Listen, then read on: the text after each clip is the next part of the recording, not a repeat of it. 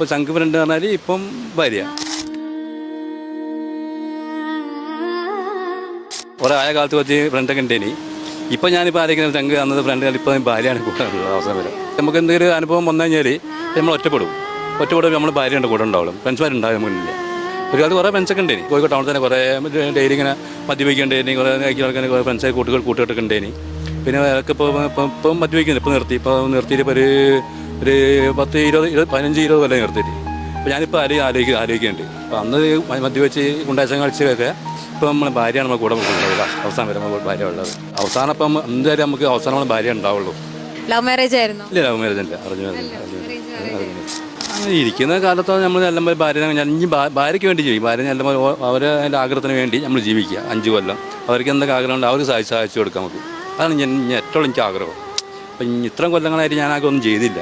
ഇനിയുള്ള കാലമാണ് ഞാൻ മദ്യം നിർത്തിയിട്ട് അവർക്ക് വേണ്ടി